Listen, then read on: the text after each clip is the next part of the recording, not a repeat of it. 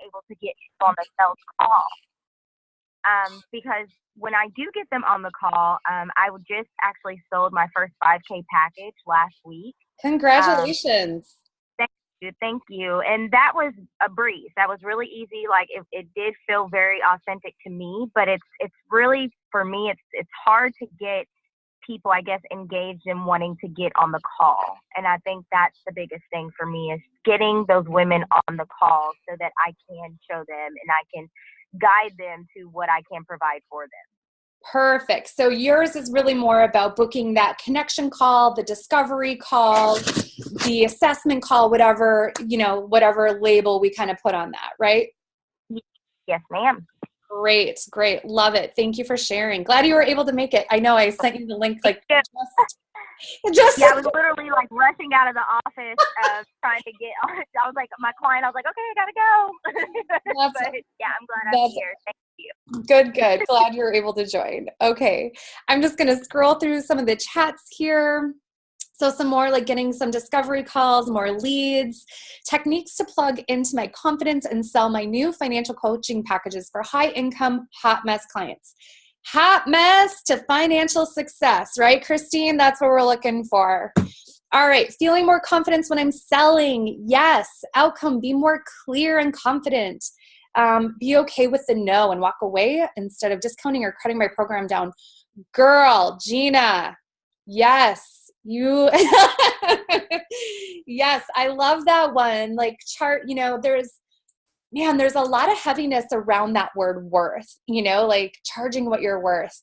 And, I never charge based off of what I feel I'm worth. I charge based off of the value of the offer. So that's what we really want to lock into you for, Gina, is the value of the offer, because baby, you're worth it, right?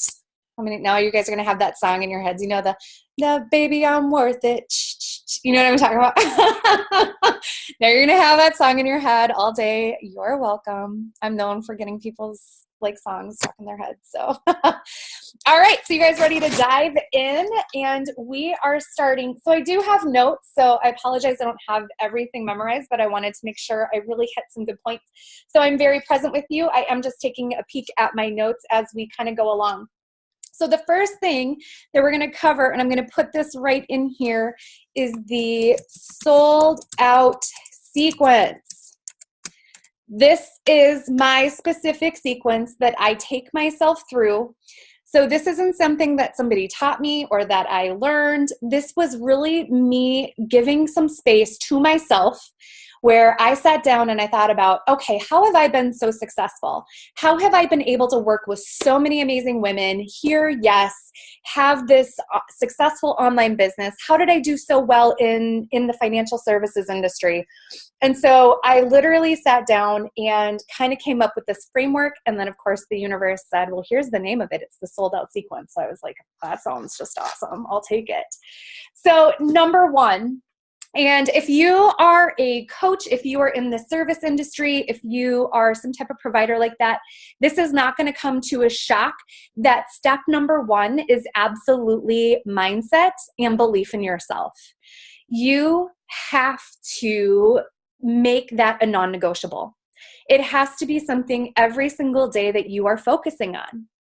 Now, just like your wardrobe, it doesn't have to be the same thing every single day. For those of you that have followed me or know me, you know that I do my coffee. I call it Coffee with the Universe. I have my morning mindset routine that I go through every single day. However, you don't have to do the same thing every single day, but you do have to do something for mindset every day. And here are some of the things that I want you to be really mindful of when it comes to these. So like number one, journaling is a great way. Doesn't mean you have to journal every day, but journaling does definitely help you with mindset.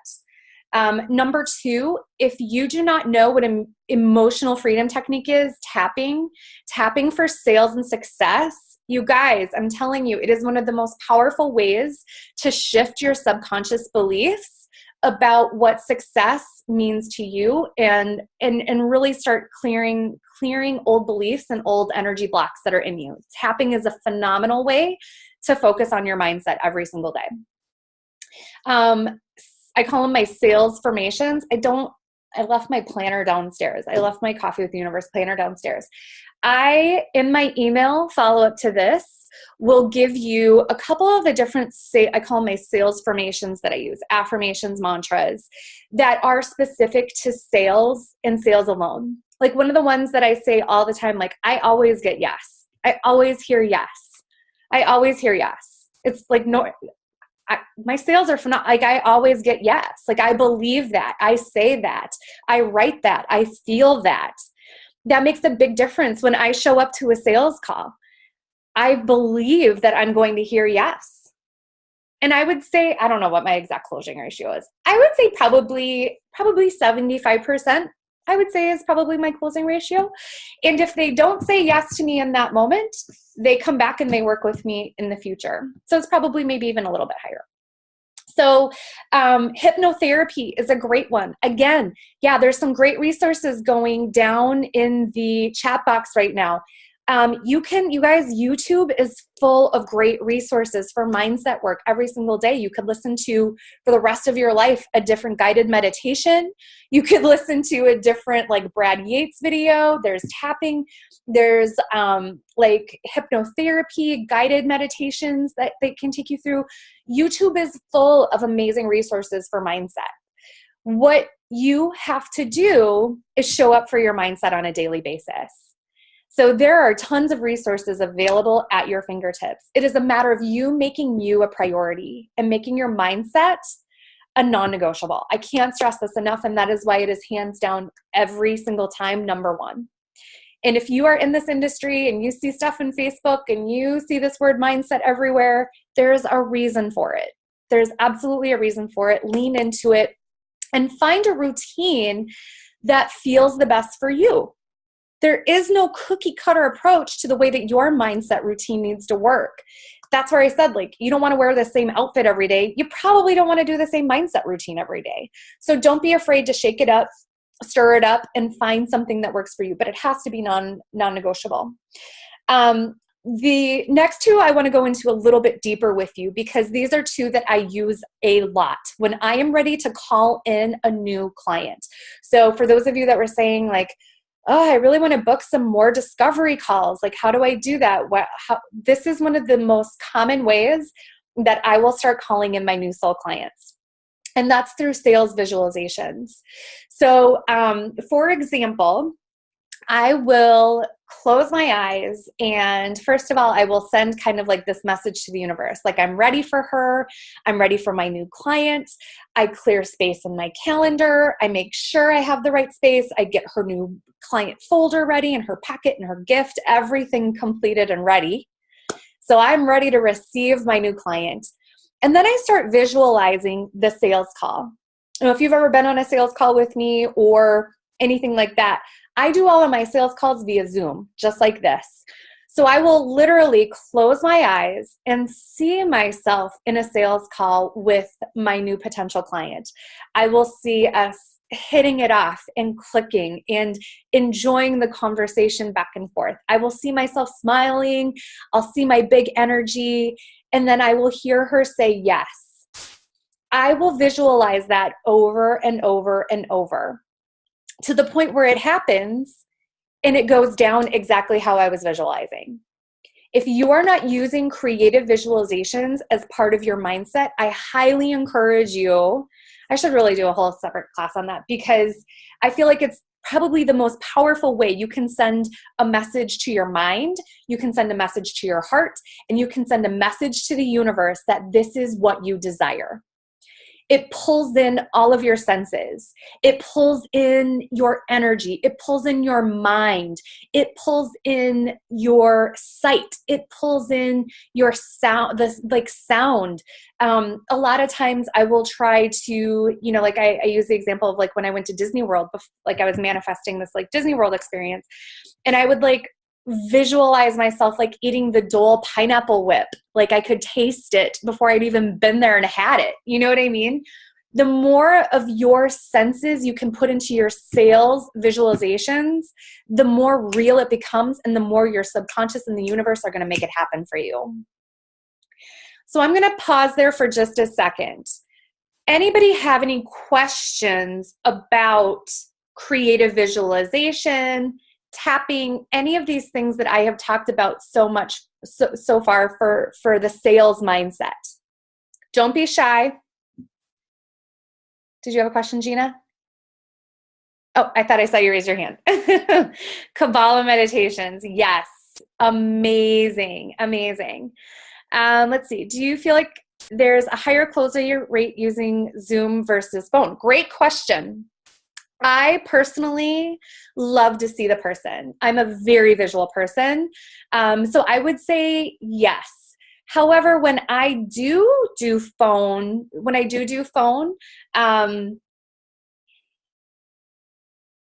I guess I haven't really tracked it specifically. I just find that if I do a video, my closing is much higher. So I don't even really try to make phone an option anymore, to be very honest. Here's the other thing. I'll give you a little tip on, a little trick on that I do. Emily, you can probably, you probably know what I'm talking about here. I send a video. I send a quick little video to people that I really want to work with after our call. I will send them a video and recap the offer, recap what we talked about, what I feel for them. And I really feel like that extra touch helps my closing ratio a lot. I really do. I think they appreciate it. They know like it's custom to them. It's personalized to them. It's not something that is scripted. I try to do it for every discovery call that I do, every connection call, whatever you want to call it. I try to do it for every connection call, every discovery call. And I also feel like that really helps my closing ratio. They appreciate that extra little touch.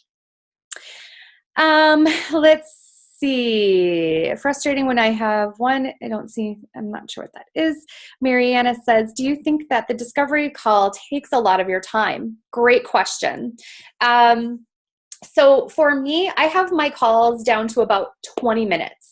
Now, I'm extremely intuitive. I pretty much can feel and sense into that before I even get on the phone with them. So I already feel like I already have a good idea before I get on the phone. That's why my time is pretty quick. I don't spend a lot of time. I would say most of my calls, about 15 to 20 minutes or so. By then, the last 5 minutes are me saying like, this is how I think we should work together. This is what I recommend. This is what I'm feeling for us. And then I'll go into the actual offer.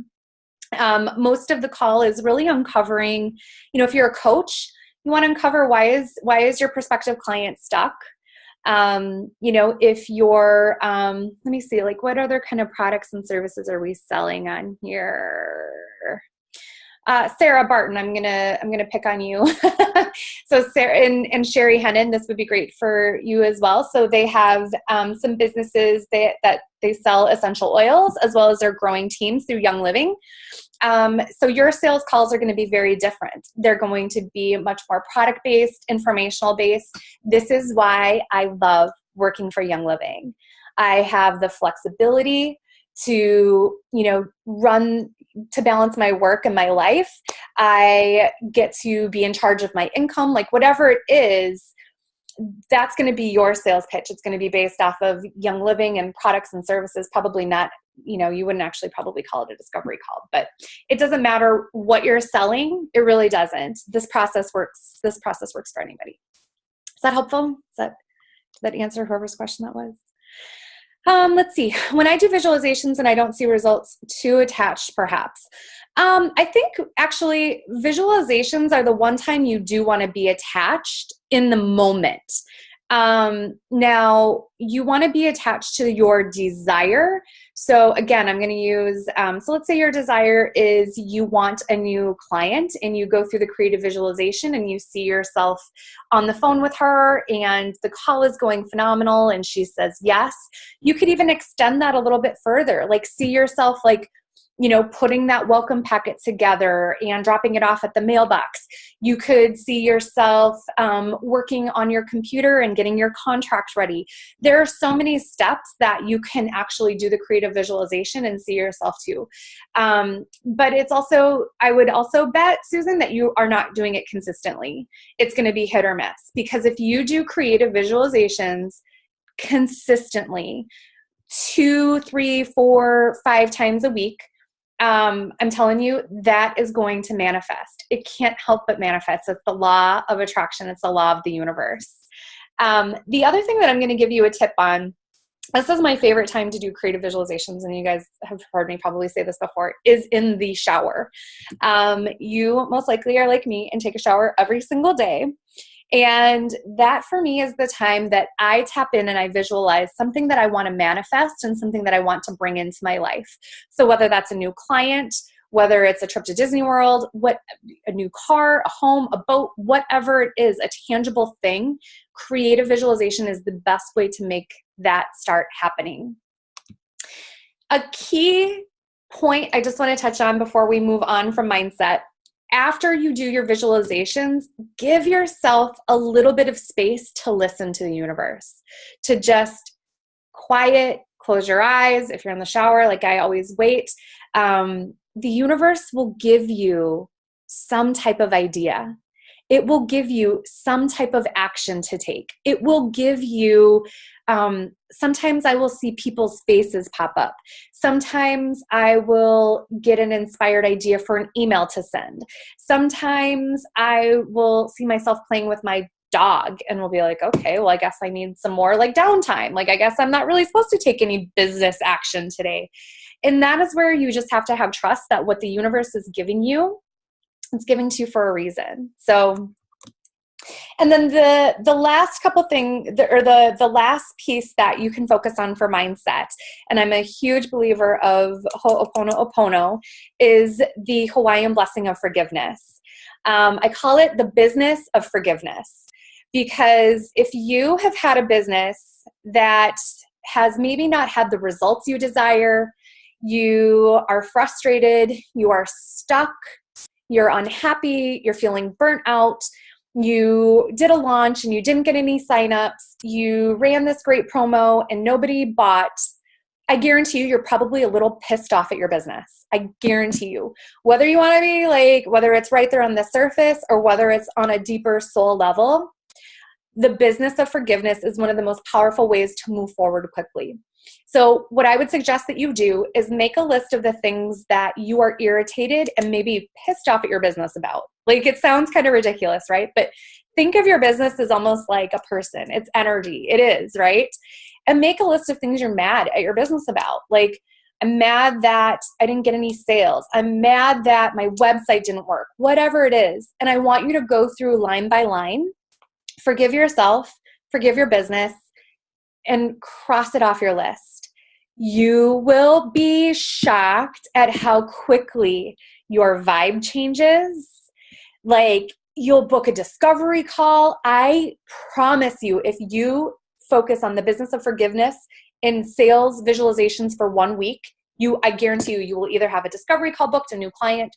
You will be in the right direction. I promise. I promise, promise, promise. Come back and tell me if you aren't. And what I want to just touch on is that when you hear, you have mindset blocks, you really just have mindset beliefs that need to be rewired. And all of these like different ideas that I just gave you are really ways to like work through those blocks and beliefs to start, again, having a strong sales mindset and a strong belief in yourself that you can sell, and you can sell really well. Okay? Any questions here before I move on? Yep, in bed at night. I do the same thing, Gina. I love to like go over all those things. I'm loving seeing all the chats in here. So awesome, awesome. Okay. What's in my welcome packet? Okay. Great question. So in my welcome packet, it's through 17 Hats, which is where I do all of my contracts. And I have a couple different things. I have the contract. I have a couple different questionnaires that give me some insight to my client. Some of them are business related questions. Some of them are personal related questions. And then new this year, I have like a new, just like little welcome gift that's going out to my new one-on-one clients. So it's pretty simple. I'm very much a paper person. So I still have like old school, like manila, like folders. Like you guys, I know it's like ridiculous, right? But I absolutely love them. I keep track of everything for my clients in there. So whenever I'm ready for, it's like really fun for me. Whenever I'm ready for a new client, whenever I have space for a new one-on-one, I go and I get one of those like clean, fresh manila and like folders out. And I'm like, oh my gosh, who's it going to be for? What's she going to be like? Like I get really jazzed about it. I feel really good about it. And the other thing that I like to do, and this makes a big difference, you guys, you have to remember sales are energy. Energy is sales. It's all circular.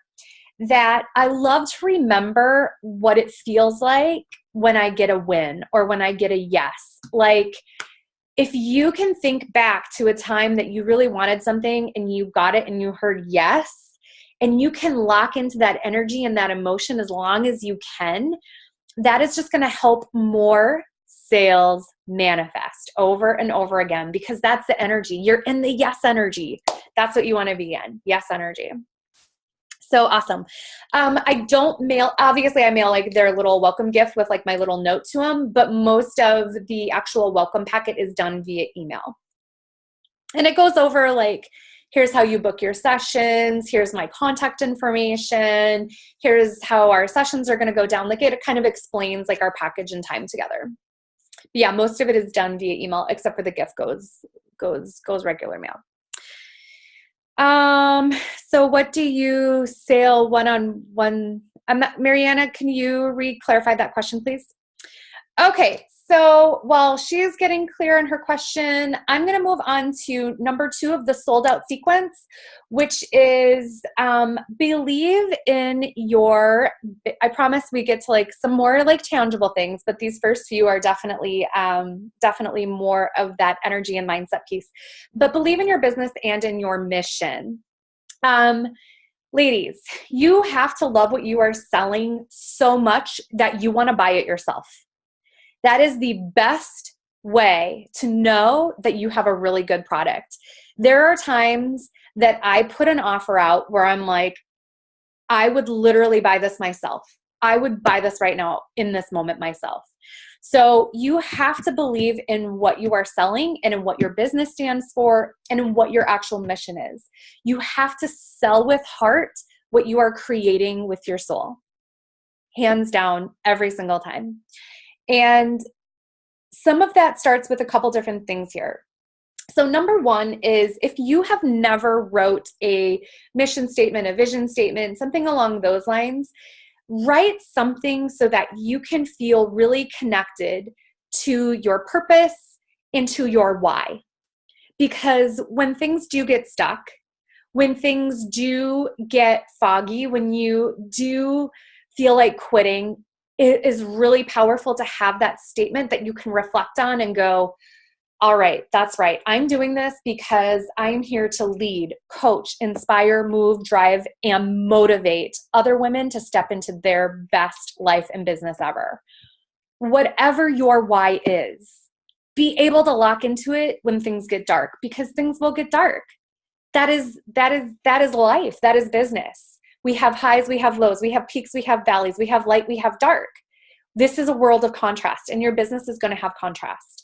But the contrast is to grow from and to expand from.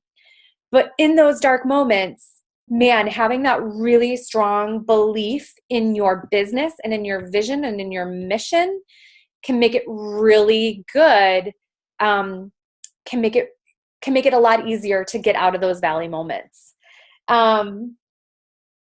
Any questions about that?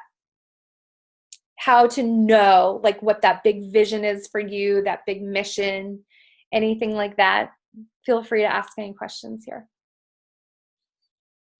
And you can write it out. Something that's really fun that we did in a group that I ran once was we all printed them. We all did them in Canva. I don't know how many of you are familiar with Canva, but we all made these like gorgeous Canva graphics with our mission, our business mission statements on it. And like some people still tag me in it from like a year ago. They'll be like, oh my gosh, I just found my business.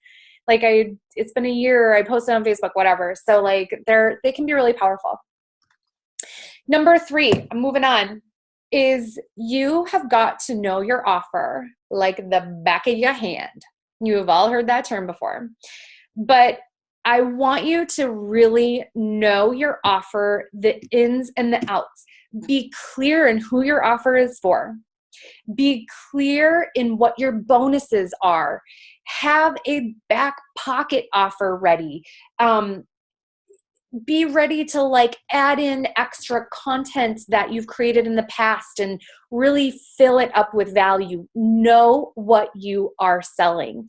So many times women get to this point and they're like, well, I have this 3-month package, or they fall apart at this part. They really don't even know what they put up on their website 2 months ago or a month ago or whatever it is. The other thing that I see happen a lot is you have way too many offers. Way too many offers. You have a 6-month, a 3-month, a VIP day. You have a variety of different offers. And so you start going through all of them with your prospective client on the call. And she's going to go, well, I don't know. You are the expert in that moment. So know one offer and know it so well that it is really difficult for her to like say no to. Know that offer.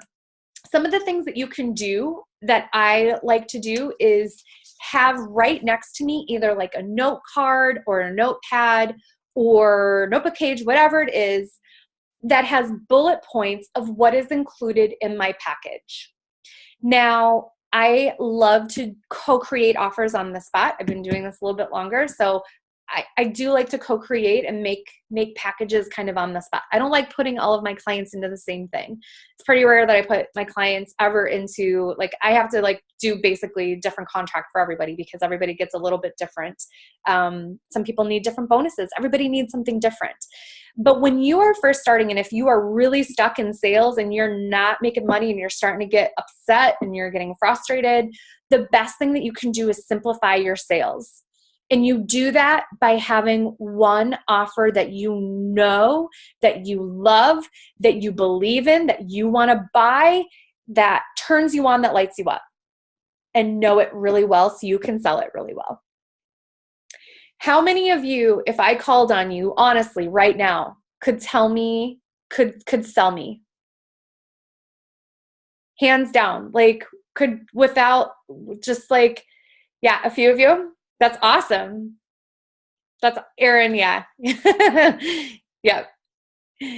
Yeah, and don't be, again, don't be scared here. Don't be shy here. Like this is totally to help you. Najeda, you're like laughing over there. I don't know if you're laughing what you're laughing at, but could you sell me, Najeda? Maybe, yeah? Okay. So number four is, and it ties really nicely into knowing what you're selling, but I want you to be able to pitch. I want you to be able to pitch that package perfectly with passion and to pursue it positively throughout the sales call. Okay, we got a hand up. Love it when I see the hands up, ladies, so don't hesitate. Hi, Gina. Yeah. Hi. Hi. So I just switched things up in the new year to try something different, and I no longer do discovery calls. What I do is I offer a complimentary opportunity to have a life-changing conversation with someone. So I had one today, which was 2.5 hours. Sometimes they're an hour, sometimes they're an hour, sometimes they're an hour and a half, and I go into that conversation with, I have my little list of, questions and that, and I get to know them, get to understand what their pain points are. And I just go into a full-on coaching session, and they experience me, they experience my energy, and right there, they see what it's like.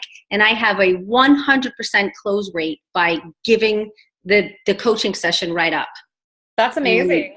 So I am struggling with the number and the price of it. So I had someone that I jumped my price up. I had this amazing just give session. And at the end, she was like, oh my God, I need to work with you.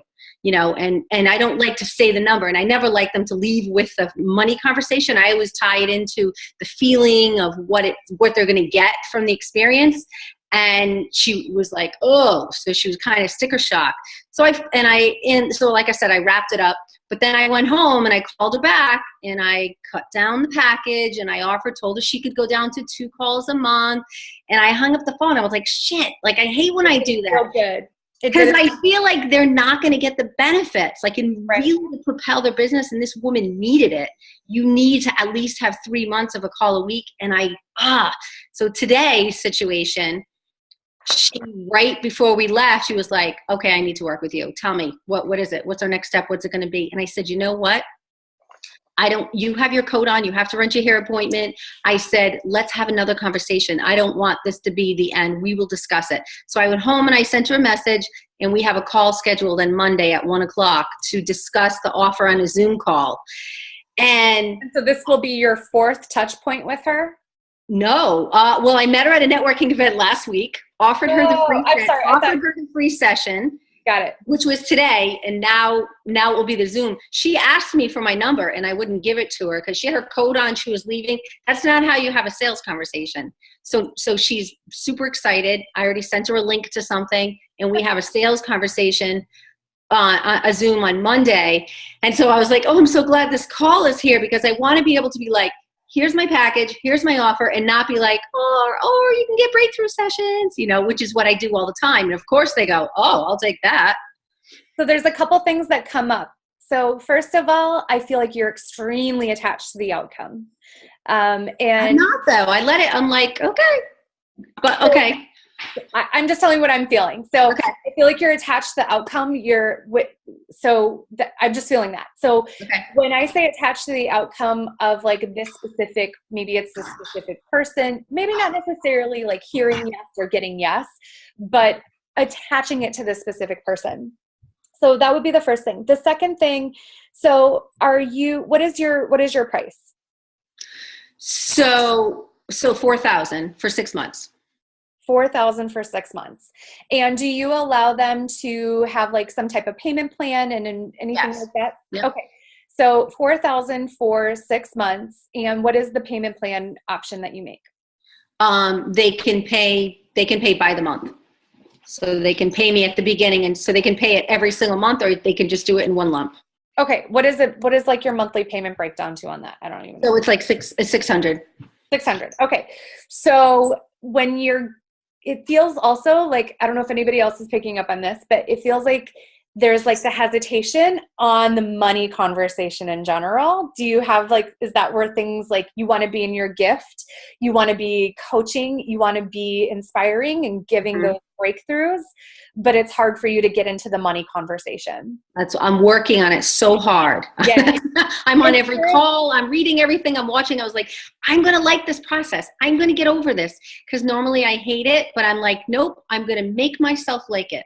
When you are a business owner, you are a salesperson as well. And the salespeople have to be able to have money conversations with their clients. What kind of coaching do you provide? Like life coaching? No, business coaching. So, I think the thing too is like, you have to be comfortable with money conversations. There are legitimately people out there that will not be able to, just cannot afford it. Like you will legitimately have those things come up where they just do not have the funds. They might really want to buy from you. They might really want to work from you, but they legitimately don't have the funds. And then that's when I drop it, because they like beg me and they're like, but I have to work with you. Like, is there anything else? And I feel like I want to, and I want to serve them. So that's when I give in. And that's where you might, so one thing is you can have your one-on-one offer, right? And that can be your high end, your VIP, your one-on-one 6-month intensive. But for those other people that can't make that financial commitment, why not put together like a small group program? where they get group I've calls. tried. I tried 3 different ways and they always fail because everybody's like, no, I just want you alone. No, I just want you alone. So maybe I just need to keep trying, but I tried 3 different versions of it and no, they don't fly. They flop. I'm not even one person in it. Okay. So the one yes that you did get, did she pay you in full or did she take you up on the payment plan? She's going to pay me at session in cash every session. So you're meeting with your clients in person? Not typically, unless they're around the corner and they come to my town. I usually do a Zoom, but for like the first of 2 meetings, if I'm close, I'll meet them in person, Do you have any online clients only that you've met online? Oh yeah. Yeah. Okay. Yeah. Okay. Okay. So there's a couple different things. So when I get into objections, I have like 8 different ways that you can start turning these objections into opportunities. It really feels like this is more about the money conversation. So, and going through like the top 8 ways to like overcome that. So is it that they're saying it's too much money, it's too expensive, or are they saying I can't afford that? And usually there's, so that's something to think about. Since we're going there, I'm just going to continue just here with you to try to help you get through this. So when you go into that money conversation with them, think it through. Do they say, I just can't afford that? Or do they say, I can't afford that? Mm-hmm. Okay. So and they all say, I know you're worth it. I know you're worth it. Like, you're amazing. Like, they all say that. That's when I go, oh. So are you sure that you are, if you're getting, yes, if your closing ratio is 100% and you're getting yes, but the money is the problem, are you sure that you are targeting the right audience? No. I would. So the last person, I think it really truly was. But I feel like if they want it bad enough, they'll make it happen and they'll find a way if they want the transformation. Completely agree. And so I'm trying to be like, and I agree with you because I definitely have had people that have said, no, I can't afford it, but they follow me. And then in a couple of months they go, okay, I have to do it. And so I've had that happen. So not everybody acts on the spot. Yep. Okay. So this is the reason that I like discovery calls. If you don't feel comfortable doing the discovery call, if you really like to have these life altering conversations that can carry on, absolutely. I tend to put the time on it just to protect my time, my energy, make sure that it feels like an equal exchange at that point. The amount of time I'm putting into it, it feels equal to me. You have to find that amount that feels equal to you. But at about the, I would say at about the 10-minute mark is where I try to start feeling into the money conversation with my prospects. Wow, that fast. Mm-hmm. Yep. Usually I would say between 10 and 13-minute mark. And usually it comes very organically, but, when you're a business coach, it makes sense that you would ask them some financial type of question. How did your business do last year? Or, is it that you're looking to increase revenue? Is it that you're not able to execute? Like, whatever types of questions you are, those deep dive profiling questions are gonna, and this was where like your intuition, ladies, is so important in the sales conversation. That should trigger something with you about money, whether you need to lean into that more, whether you need to pull back on that more. So I would try to trip that money conversation a little bit earlier. I always, when money is coming up as an objection for me in a call, if people are saying, I just can't afford this, I just can't invest this right now, I take a look at myself and go, okay, where am I feeling this way about money? Because everything is always a mirror for us. For sure.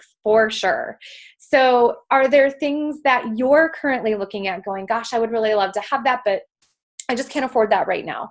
Because you're going to see that mirror back a lot of times in your discovery call. Maybe not every time, but a lot of times I will definitely experience that and feel that. So we're going to cover a lot more too of how to turn, because that is probably I don't know, I couldn't find a statistic on it, but that for me, I know, along with my peers, my colleagues, my clients, is the number one objection that we are all hearing is either A, it's too much money, B, that's too expensive, C, I can't afford that, D, I just can't make that financial commitment right now.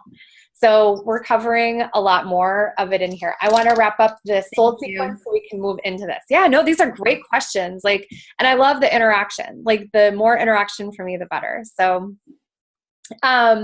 number 4 of the process that I always do is I make sure I can pitch my package perfectly. I make sure I know it, I feel it, I love it, I'm passionate about it. My prospective client can feel that. And I pursue intuitively through the pitch. And what I mean by that is, I don't just like lay it all out there. Like, I feel through and I break it down in a way that feels really good. I highlight the areas of the package that we had already talked about that I know she's going to be most excited about. Through your discovery call conversation, if you uncover for her that sisterhood is something really important, you might want to throw in a bonus Facebook group that you have that's private for group calls only or something like that. So it's really important that you're uncovering some of those things about her throughout. And we'll get deeper. Where is number 5 for me? And then number 5 is the confidence in asking her to work with you. You convince with clarity and you persuade with passion, and making genuine offers. There are times that I have done discovery calls with people, and I'm not going to make an offer just because I need a new one-on-one client if it doesn't feel good. I never sell for money. I sell for impact. I sell because I love what I do. I sell because I know I can truly help her. I sell because I would love the opportunity to work for her. I can see us working together. I can feel us working together. That doesn't happen in every single discovery call that I have. That does not happen in every single sales conversation. Sometimes it's just not the right time. It just doesn't feel good. And I'm going to tell her, like, right on the spot, like, you know what I really feel is best for you in this moment is working with somebody that specializes in A, in B, in C. So I make really, really honest, genuine recommendations. That is going to soar your, that is just going to soar. First of all, they're going to respect you for that. And B, that's going to keep you from has anybody ever taken on a client that it was just a mismatch and you like, oh my gosh, you dreaded like those calls and you were just left frustrated and you didn't want to do it and you start questioning that totally keeps that from happening. There's no amount of money that is worth having to have one of those clients like that. It's just not worth it. So only make genuine offers. Don't make offers just because you need the income. It never works. It never works. So the other thing that I love to say, and I'm very genuine when I say this, is I would love the opportunity to work for you. I would love the opportunity to work for you in your business. I would love to coach you. I would love to, whatever it is, like be very genuine and honest and raw and passionate about showing you want to do this with them. You are in it. You are like, don't be afraid to like show that. Like people appreciate that. They want to see that you're going to put some skin in the game with them. I really find that the more like energized I am, the more into it I am with them, the more energy I show towards them, the more yeses I get. So really feel that in the moment with them, like, yes, yes, yes. Like, yes is normal for you. It's like, yes, of course you're going to hear yes. Yes is just normal for you. Those are the 5 things that I do on a more energetic level to really start working through those. Some of the ones that we talked about in the very beginning, like the tapping and doing sales formations and the business of forgiveness, those can really help you start rewiring those sales beliefs. So that's why it starts with that. And it ends all the way with you actually working through that discovery call and hearing her say yes. So I'm going to stop here for a minute. I want to do some on the spot hot seats here. I would love, so there was a couple people that had some questions about booking discovery calls. So definitely if that's something like you need some help with, raise your hand on that. Gina had some great questions about actually having the conversations about money. If that's something you're not comfortable about, we're going to go into that. And don't forget, and after I do a couple of these, I'm going to start going through the ways that I overcome that money objection that Gina brought up also. Najeda, let's hear it, girl. What can I help you with? Okay, so I have a question. Well, I do have a question regarding discovery calls, but I'm just curious your thoughts on this. I'm doing market research survey. I'm doing some of them right now. And what I did is I shared them with my email list in my Facebook group. And I told people in exchange, if they fill it out, I'll give them 30 minutes of coaching in exchange to doing the survey. Now, here's the thing. I didn't say it was pitch free. If I get the sense when I do the coaching session with them that I would want to work with them, I can help them. Do you think I can ask, or no, if just let them ask? Great question. So number one, if you should, in my opinion, you should never do a no pitch session. I don't know who started that trend in the coaching industry, but it does not resonate with me. Why would you ever put yourself completely out there, give away your talents, your abilities, and your gifts for nothing in exchange, or at least for the opportunity to use that as a time that's your time to say, this is how we can work together. Now, the only time I don't pitch something is going back to step 5, which is it's not aligned. It doesn't feel like a genuine connection, or I'm like, get me off the phone with this lady. Like, I don't want to work with her. Like, there are times that, like, you know what I mean? That's the only time I don't pitch myself. If anything, Najeda, this is a great time for you to get really comfortable selling. These are great opportunities for you to be able to perfect your pitch and for you to work through that conversation. I mean, that's the best time to possibly do that. So I don't think that there is any harm being done if at about the 25 mark, you start to say, listen, I have totally appreciated everything that we have just covered together. Here's what I would like to recommend. Here's what I'm feeling for us. Here's how I can support you going forward. I have this 3-month package. It's going to include this. It's going to include that. It feels very different when you can kind of enter into it as an invitation, not as a pitch. You know what I mean? Really shift the energy around that. This is an invitation. I would love the opportunity. Use different language there, and then it doesn't feel like you're pitching them anything, but you're making invitations, and you've already built that rapport, and you've established that relationship through those first 25 minutes or 20 minutes, whatever it is.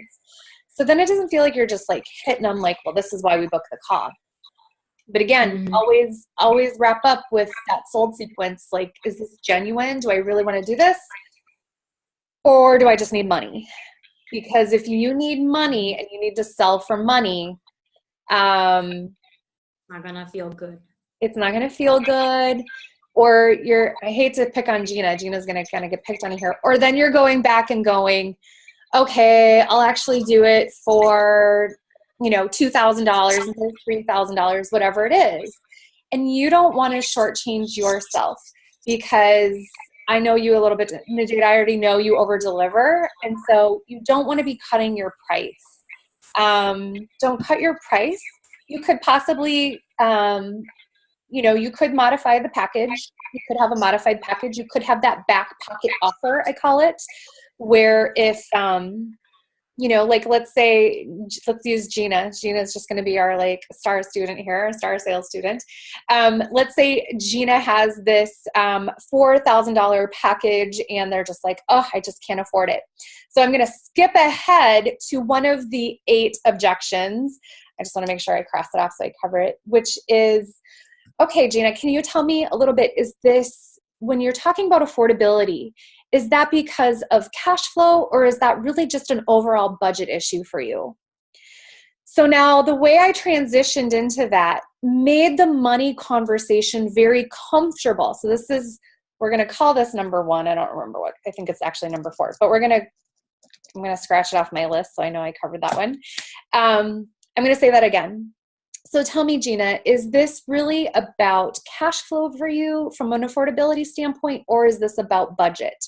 So that's going to tell you a couple of things about your client right away. Do they have money issues, or is it that they just don't have the upfront larger investment that you're asking them for? That's going to allow you to customize a financial arrangement with them that works the best. Okay? So that tells me if I should put out a bigger benefit to them if they pay in full, or do I, spread it out over a longer term period. I have some clients, I'm very creative with, remember, this is your business. So you can get creative in the way you finance your clients anytime, any way you want. I had a couple clients that wanted to work with me so much that they were willing to take on a larger dollar amount for the product, but we spread their payments out for 10 months, even though we only worked together for 3 months. And they never missed a payment. In fact, most of them paid their packages off early.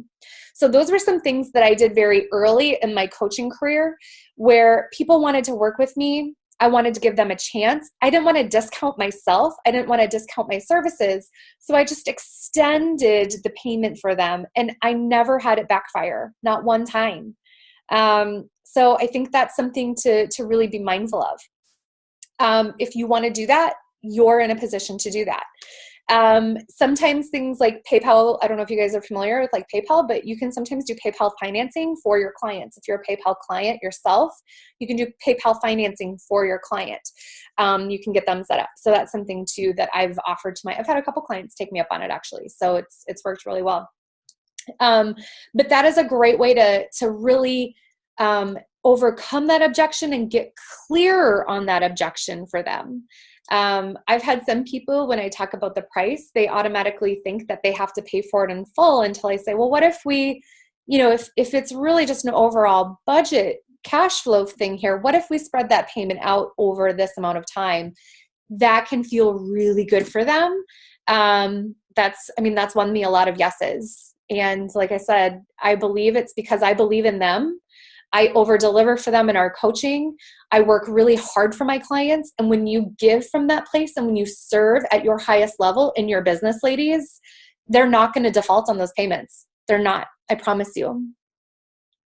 Susan's saying she's done back. I've never once had that happen in 4 years, but I'm sure it can happen. When you spread out payments beyond the terms of the coaching, what system do you recommend for auto billing to make sure payments are made? I use PayPal for everything. You can set them up on subscription. That's worked really well for me.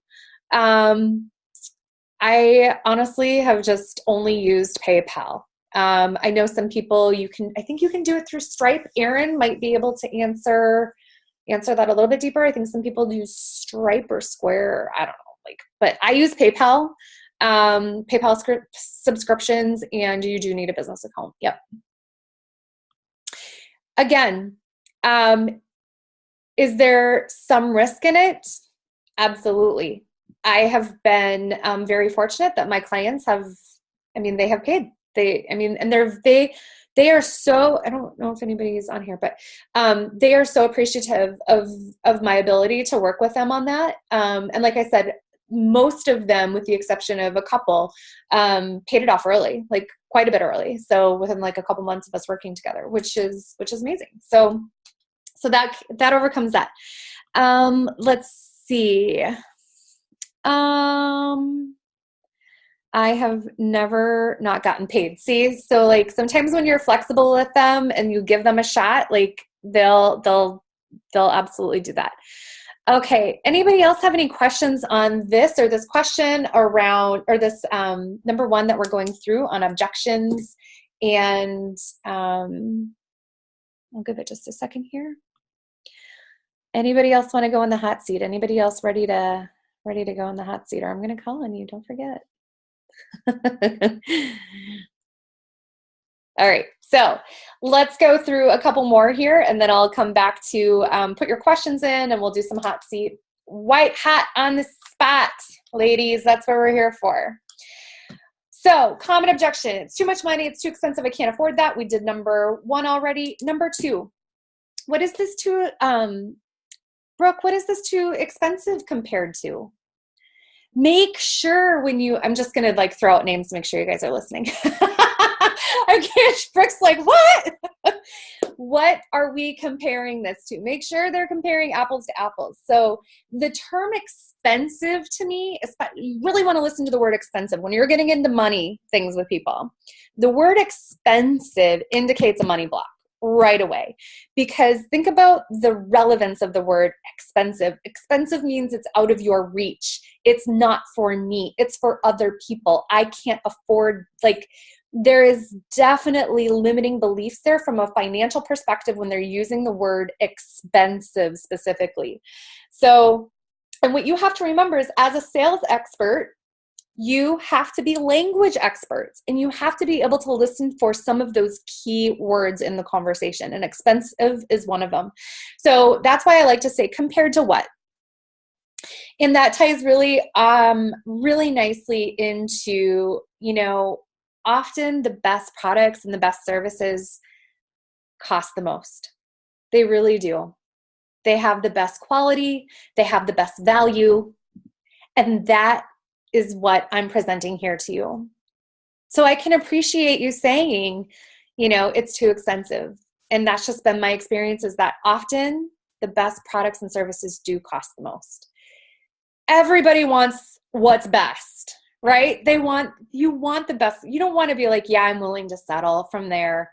From there, you're able to go back into, you can have those quality conversations about what their buying habits are. You have to be able to feel comfortable having money conversations in order to ask for money and in order to ask for the sale. Money is very taboo, right? Like, we don't talk about it a lot. Like, people get very uncomfortable. Like, in corporate America, for how many of you have ever worked in corporate America, like, you never discuss your salary with people. Like, it's not comfortable right out the gates to be having these conversations with women about what they should be investing in, what they should be buying, quality, value. But the more comfortable that you can get in personal conversations about money with your partner, conversations with yourself about money, the easier it is going to be to make these conversations about money happen with prospective clients. Look at your own money story, and that's going to tell a lot about your client's money story every single time. Brooke, you're making a funky face. No, you're good. Okay. What comes up for you guys when I bring up the money conversation and having this money conversation? Scary, uncomfortable, makes you kind of does it make you kind of go, ew, I don't want to do this, right? And yet it's the best thing you could possibly do for your prospective client, is help her address it head on. You don't have to be a money expert. You don't have to be a financial planner, but you do have to have these genuine, honest conversations about money. Here's why. Number one, you don't want to enter into a contract with somebody and first month not get your payment. You don't want them stressed out and worried the entire 4 months, 6 months, 3 months, year that they can't make their payment. That's no fun. So you want to make sure you can address some of these things. Again, I'm not saying you have to be a money expert, but you have to feel comfortable and confident in discussing financial pieces with your clients, okay? Number three, I'm all messed up because I started with the cash flow thing. How much will it cost you to do nothing? This is where part of the discovery call process, you've heard their pain. You have heard like what they're stuck in, what they're struggling with, why they are sitting there still day after day, not having clients, or if, I don't know, depending on what kind of business you have, but how much is it going to cost you to continue to do nothing? I think about this for myself. Think about something that maybe you, and I'm going to use this for example. I have somebody come and clean my house. And that was really hard for me at first because I was like, oh no, I need to do this all. I need to like be a mom to 4 kids, an awesome wife, a business owner, and clean my house. I hate cleaning my house, first of all. But second of all, the time that it takes me compared to paying this cleaning company to come in and for 4 hours, what they get done and bang it out is so worth my time. It's so worth my time. It's so worth my energy. It's so worth my money. So you have to really kind of think about that. Like, how much is it going to cost me to actually clean my house? So it's the same concept here. How much is it going to cost them to do nothing? Are they going to be able to get the results they want? Are they going to be able to feel the way they want to feel? Are they gonna be able to, what are some of the other time? Most of the time it's time or money. Like, which one is it? So play on both of those things. How much will it cost you to do nothing? You also want to get really clear in these next couple ones. Is this really that they can't afford it? Or is it that they're not seeing the value in it? Okay, so these next couple ones are, again, really tied together. If money wasn't a worry for you, would this be a yes? So if this wasn't about money, tell me, like, would we be working together? You can kind of flip it, use your own language, use your own words with it. But you want to really uncover if this is really about money for them. Don't be afraid to ask those money questions. Is money the only thing keeping you from signing up with me today? Sometimes it's that silence right there too. Silence can be uncomfortable. Don't be afraid to leave a little bit of silence for them, because they're going to want to jump to say something just to fill that silence. Some of the ways that I have worked on overcoming that one, I remember feeling that way about money. I remember wanting things and not having the money for them. So I can totally appreciate that. You want to use some language around that so that they know that you are feeling their money frustration. Like Gina kind of touched on this. You all know when you want something, you will go all MacGyver on your money to make that shit happen. You know that. I know if they're like, even like going back to like when I was like super young, like if I wanted like a new pair of jeans, or if I wanted like whatever, like I would make it happen no matter what. I would go all MacGyver on my money. So that is something to point out to them, is that, yeah, and I remember this, that made me want it even more. When I had these money frustrations and I didn't have the funds that I wanted, when I did go all MacGyver on my money and I did invest in myself, like I decided it was because I wanted to have a business where I controlled my income. Like you want to point out that part of the reason they probably want to work with you is to overcome money issues that they're having. One of the things that I said at the beginning, like sales blocks or money blocks, they go hand in hand. Sales blocks or money blocks. And these are blocks are all beliefs. So what are some of the things coming up for you here around having these sales and money block conversations? Either raise your hand or I'm going to call on you. Actually, I'm going to call Christine. I'm going to actually, because Christine is a financial planner. So, and wrote a book called like Money is Emotional. Money is Emotional. Yep, I just got it. So tell me a little bit, like, what's coming up for you, since you see a lot of this with money for people in the sales call. Yeah, I do. And one thing I've realized with my coaching, with raising my prices, which, you know, I've talked to both you and Jen about that, and I know that's what needs to happen. And the best results that I can get for my people are those higher income folks. But what I've realized is it's really just a drop in the bucket compared to what